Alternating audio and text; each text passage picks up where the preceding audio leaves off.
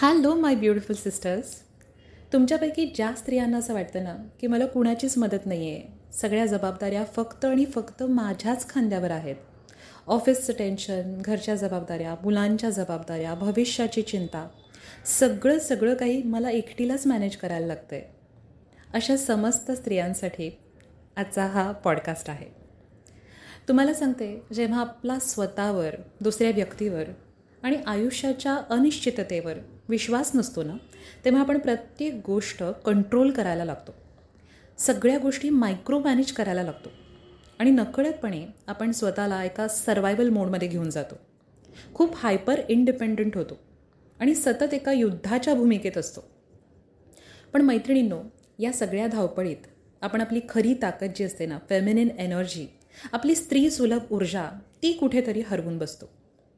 काही वर्षांपूर्वी माझी एक क्लायंट माझ्याकडे आली होती. ती कॉर्पोरेटमध्ये एका मोठ्या पोस्टवरती होती. घर, करिअर सगळं ती एकटीनेच सांभाळत होती. तिच्या आयुष्यात कोणताही खंबीर पुरुष नव्हता जो तिला म्हणेल की तू काळजी नको करूस, मी आहे ना तुझ्या पाठीशी. त्यामुळे व्हायचं काय, ती सतत डुईंग मोडमध्ये असायची. सारखं काहीतरी करत राहणं, लॉजिकल विचार करणं, स्वतःचं संरक्षण करणं, यामुळे ती आतून प्रचंड थकलेली होती. तिचं हसणं हरवलेलं होतं. तिच्यातली संवेदनशीलता कमी झालेली होती. ती बाहेरून दिसायला तर स्त्री होती, पण तिची ऊर्जा पूर्णपणे कठोर अशी पुरुषी झालेली होती. मी तिला एकच गोष्ट सांगितली, जर बाहेरून तुला ती सुरक्षितता मिळत नसेल ना, तर ती तुला आधी स्वतःच्या आत निर्माण करावी लागेल. तुला तुझ्या फेमिनिन एनर्जीला पुन्हा जागृत करावं लागेल. मग आम्ही काही गोष्टींवर काम केलं आणि काही महिन्यातच त्या स्त्रीच्या चेहऱ्यावर तो सॉफ्टनेस, हसरेपणा, तो आनंद परत आला. ती अजूनही तिचं काम उत्तम करते, पण आता ती थकलेली नाही आहे, तर स्वतःमध्ये आनंदी आहे. मैत्रिणींनो, जेव्हा आपल्या आयुष्यात वडील, भाऊ, जोडीदार किंवा मित्र अशा कुठल्याही रूपाने एका खंबीर, सुरक्षित आणि हेल्दी मॅस्क्युलिन म्हणजेच एक आश्वासक पुरुषी ऊर्जेची साथ नसते ना, तेव्हा स्त्रीला नाईलाजाने स्वतःच्या संरक्षणासाठी आणि स्वतःच्या आर्थिक गरजा पूर्ण करण्यासाठी मॅस्क्युलिन रोलमध्ये जावं लागतं. परंतु स्त्रीची नैसर्गिक ऊर्जा फेमिनिन असल्याने तिला दीर्घकाळ प्रोवाईड मोडमध्ये राहणं मानसिकरित्या खूप थकवणारं असू शकतं. अशावेळी स्वतःला फेमिनिन ऊर्जेशी कसं जोडता येईल हे तिने शिकणं फार गरजेचं आहे. जर तुमच्या आयुष्यात अशी परिस्थिती असेल ना, तर काही सोप्या गोष्टी मी तुम्हाला सुचवते. त्या करून तुम्ही तुमची फेमिनिन एनर्जी पुन्हा अनुभवू शकता. सगळ्यात पहिली गोष्ट म्हणजे कंट्रोल करणं सोडून द्या आणि फ्लोमध्ये या. Surrender to the feminine flow. प्रत्येक गोष्ट माझ्या मनासारखी झाली पाहिजे, दुसऱ्या व्यक्तीने माझ्या मनासारखंच वागलं पाहिजे, त्यांनी माझ्या मनासारखाच विचार केला पाहिजे, हा अट्टाहास सोडून द्या ना. कधी परिस्थितीला शरण जाण्यात, सरेंडर करण्यात खूप मोठी ताकद असते.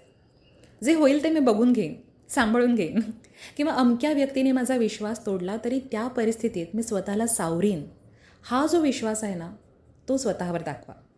असा अनशेकेबल कॉन्फिडन्स स्वतःमध्ये डेव्हलप करण्यासाठी अर्थातच सेल्फ वर्क करणं गरजेचं आहे. तर ते जरूर करा. दुसरी गोष्ट म्हणजे निसर्गाच्या सानिध्यात जा. आणि निसर्ग ही एक साक्षात फेमिनिन एनर्जी आहे. मातीचा सुवास, झाडं, वाहतं पाणी यांच्यासोबत वेळ घालवा. पायातली चप्पल काढून हिरवळीवर चाला.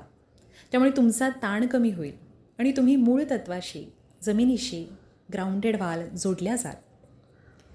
तिसरी गोष्ट म्हणजे क्रिएटिव्ह व्हा. मॅस्क्युलिन ऊर्जा ही लॉजिकल असते आणि फेमिनिन ऊर्जा ही क्रिएटिव्ह असते.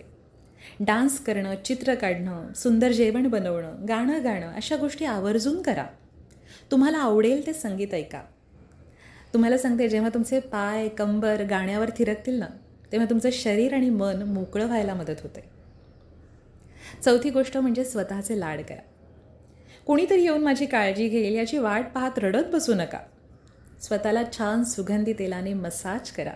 एखादा छानसा ड्रेस घाला. स्वतःसाठी मोगऱ्याचा गजरा आणि फुलं विकत घ्या. तुमच्या शरीराला आणि मनाला सुखावून जाणाऱ्या गोष्टी करा. पाचवी गोष्ट म्हणजे घेण्याची वृत्ती ठेवा. Practice receiving. आपल्याला फक्त देण्याची सवय असते. जर कोणी तुम्हाला मदत देऊ केली किंवा तुमचं कोणी कौतुक केलं तर ते हसून स्वीकारायला लागा. ते शिकवा स्वतःला. थँक्यू, मला खूप छान वाटलं असं म्हणायला लागा.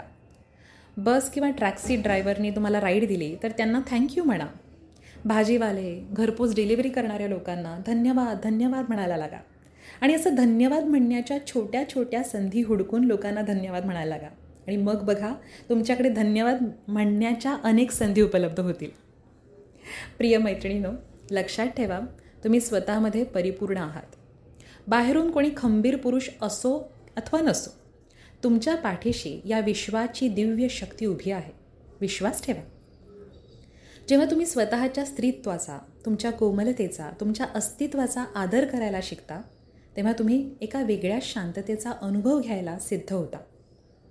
तुम्हाला स्वतःचं संरक्षण करण्यासाठी कठोर होण्याची गरज नाही. तुमची सौम्यता, सॉफ्टनेस हीच तुमची सर्वात मोठी ताकद आहे. त्यामुळे स्वतःवर विश्वास ठेवायला, प्रेम करायला सुरुवात करा. कारण तुम्ही खास आहात. You are totally worth it. Thank you for hearing this podcast. I'll see you in the next one. Till then, take care. God bless you. Sending you a lot of love to you. Bye.